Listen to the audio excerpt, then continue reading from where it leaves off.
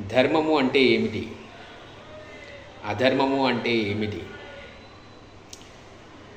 ధర్మము అంటే ఇతరులకు, ఇతర ఏ ప్రాణికైనా, ఏ ప్రాణికోట్లకైనా సుఖాన్ని, సంతోషాన్ని కలిగించే మన యొక్క కార్యము ధర్మపర కార్యము.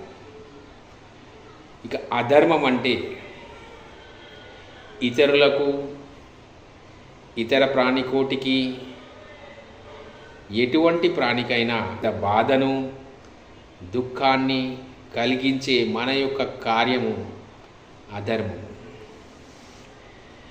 అదాన్నే శ్రీమన్నారాయణుడు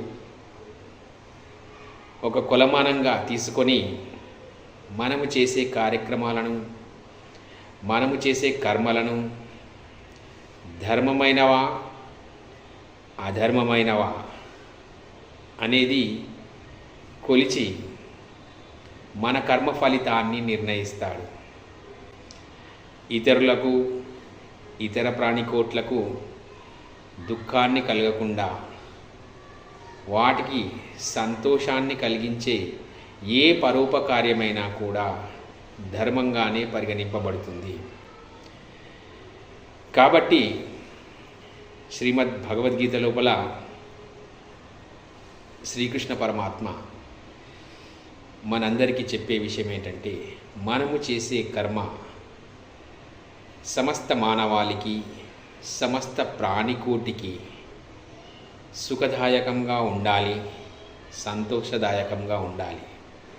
అటువంటి కర్మలను, కార్యక్రమాలను మనము నిర్వహించినప్పుడు ఆ పరమాత్మ మనపై కృపను, కరుణను, దయను చూపించి మన ఉన్నతికి ఆ పరమాత్మ సోపానంగా ఏదో ఒక విధంగా మనకు ధర్మ మార్గాన్ని ఏర్పరుస్తాడు. ఎవరైతే అధర్మ కార్యక్రమాలు నిర్వహించి ఇతర ప్రాణికోట్లకు దుఃఖాన్ని కలిగింపజేస్తారో వారందరికీ తగిన విధమైన ఏర్పాట్లను చేసి వారికి శిక్షలను అనుభవింపజేస్తాడు. కాబట్టి మనం చేసే ప్రతి చిన్న పని కూడా ధర్మబద్ధమైనదా, అధర్మబద్ధమైనదా అని తెలుసుకొని చేయాలి.